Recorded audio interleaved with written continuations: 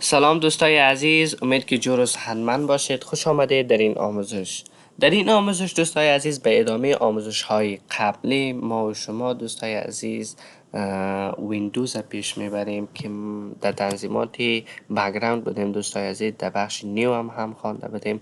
دیسپلی ستینگ از دوستای عزیز ایره بعد از پرسونالایز میخوانیم، به خاطر که در می بک‌گراند ما بعضی تنظیمات ها هست که در پرسونالایز، بعضی نی که بیشتری تنظیمات ها که هست در پرسونالایز از دوستای عزیز. وقتی که ما بالا از انتخاب کلیک میکنیم، این آپشن ها فعال میشه دوستای عزیز، که بخش کالرش از اسکرین است، ای که از در صفحه قفل به درد میخوره دوستای عزیز.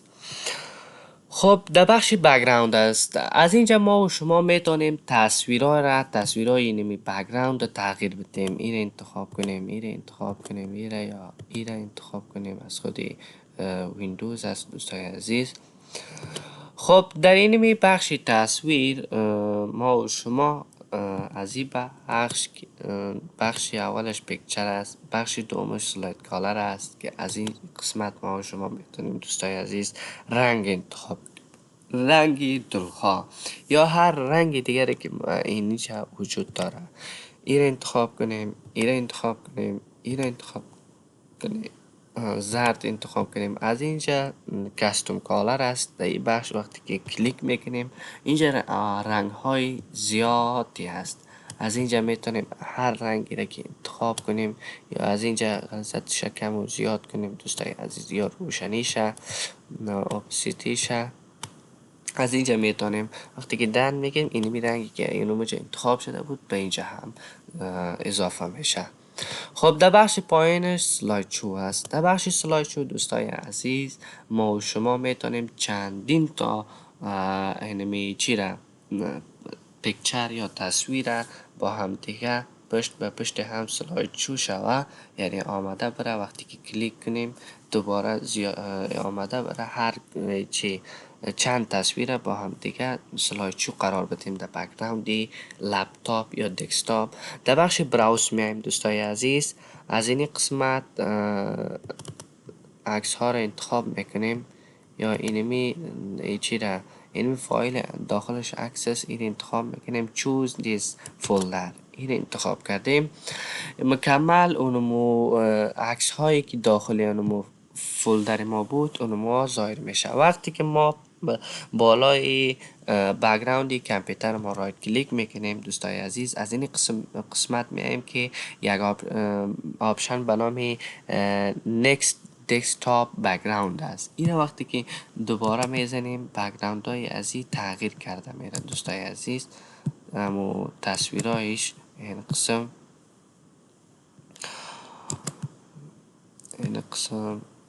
خب دوباره میایم در بخش پرسونالایز دوستای عزیز. در بخش این سلایدشو رو هم خواندیم. اینمی سلایدشو را از این قسمت دوستای عزیز ما و شما میتونیم که در 1 دقیقه انتخاب کنیم، یعنی اینمی تصویر ما در 1 دقیقه بعد تغییر کنه، یک تصویر دیگه بیایه، یا در 10 دقیقه، در 30 دقیقه، در 1 ساعت، در 6 ساعت، یا در 1 روز میتونیم این تصویرها را انتخاب کنیم. از این قسمت میتونیم تصویرها را که از چیایش فعال کنیم که کش کرده باشه تصویر یا نباشه، چند تا تصویر انتخاب شود. از این قسمت میتونیم تصویرها را از اینجا تنظیماتشون بعضی تصویرها هست که کوچک است، او را میتونیم سنتر انتخاب کنیم که توسط قرار بگیره، یا این بخش استریچ انتخاب کنیم که از پایین یا از بالا توسط این قرار بده دوستای عزیز. این از این قسمتش است. خب دیگه در بخش پایین ویندوز اسپلایت است که از این قسمت اونم تصویرهای ویندوز است در این قسمت دوستای عزیز. خب در بخش اول پیکچر بود، اونمو را انتخاب میکنیم و تنظیمات دیگه از این ما شما پیش میبریم. خب این تصویر انتخاب کنیم. چوز فیت است دوستای عزیز. این قسمت ما شما تنظیمات بخش اولش فایل است. در بخش فایل دوستای عزیز، این تصویر ما که هر چقدر کوچک باشه یا بزرگ باشه، این تصویر ما را مکمل دمی بک‌گراند انتخاب میکنه. اگر خرد باشه بزرگش میکنه، مکمل متوسط دیگه کش میکنه و تصویر ما را. خود در بخش دومش فت است. فت که است دوستای عزیز، اونمو تصویر ما کوچک باشه یا بزرگ باشه، دمی وسط قرارش میده، دمی وسطی بک‌گراند. این قسمت اینی رو میبینیم دوستای عزیز که در وسط قرار داده. اگر این کوچک هم باشه، از بالا یا از پایین، این کسی می تو کش کرده، این میشه تصویر انتخاب میکنه. خب در بخش دومش استریش است دوستای عزیز. این بخشش که هست، اینمی تصویر ما که کوچک باشه یا بزرگ باشه فرق نمیکنه دوستای عزیز.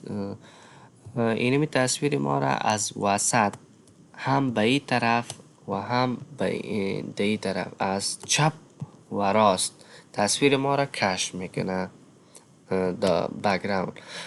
بخش دیگهش تایل است که تایل چه کار انجام میده دوستای عزیز، خودتان هم میبینین که یک تصویر به چند تصویر دیگه تبدیل میکنه. مثل که یک تصویر به 6 تصویر دیگه یا 8 تصویر دیگه دمی بک‌گراوندی کامپیوتر ما انتخاب کرد یا تبدیل کرد. سنتر از دوستای عزیز، اونمو تصویر ما را در وسط قرار میده. اینه میبینین که نه قدر بالا بردش، نه اما قدر دوسط، مثال زاویه ازی منظم تنظیم شده در وسط قرار میگیره. سنتر وسط میگه دوستای عزیز. سپن است. سپن چی کار میکنه دوستای عزیز؟ اینه تصویر ما را از 4 طرف، از بالا، از این بغل، از او بغل، از پایین، از چپ، از راست که تصویر ما را کشف میکنه. خب این بود از این بخش دوستای عزیز. خب در بخش دیگه از این میریم، بخش کالر. در بخش کالر دوستای عزیز یعنی رنگ ها، در این بخش چوز یور کالر داریم. در این قسمت ما میتونیم رنگ انمو بک‌گراند ما رو انتخاب کنیم که لایت باشه، مثالش سفید باشه، دارک باشه، سیاه باشه دوستای عزیز. از این قسمت چی میکنیم؟ ما شما انتخاب میکنیم، یا دارک انتخاب میکنیم که سیاه شوه مکمل همین صفحه کامپیوتر ما. خب از این قسمت دوستای عزیز، وقتی که ما بالای هر آپشن کلیک میکنیم، اینه ای آپشن یا اینی آپشن، وقتی که میریم اینه استارت است، بالای استارت سعی کنیم دوستای عزیز. اینی پایین اینی استارت، وقتی که ما بالای ازی ماوس خود میمونیم رنگش میبینیم که آبی رقم است. از اینجا ما شما رنگ زیر میتونیم انتخاب کنیم، مثلا نارنجی رو انتخاب میکنیم، بعدا میایم بالای ازی میبینیم نارنجی شده. خب یا سبز انتخاب میکنیم، باز بالای ازی میبینیم که سبز شده. رنگ ازی را از این قسمت ما میتونیم تغییر بدیم. خب دیگه در این بخشش داره که در این قسمت این آپشن وقتی که آن میکنیم دوستای عزیز یا وقتی که آف باشه، در قسمت تاسکبار ما میبینیم که رنگ پشت سری از این ما و شما دیدن نمیتونیم، قابل دید نیست.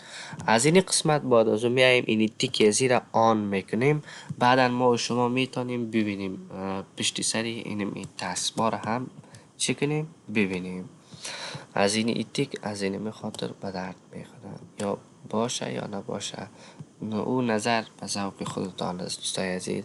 choose your accent color است که از این قسمت دوستای عزیز وقتی که تیکی ازی باشه میایم در این قسمت. خب ای که از دوستای عزیز کاربرد ازی است که وقتی که تیکه اینی می باشه دوستای عزیز، بالای ازی که آمدیم رنگ ازی تغییر نمیکنه. این وقتی که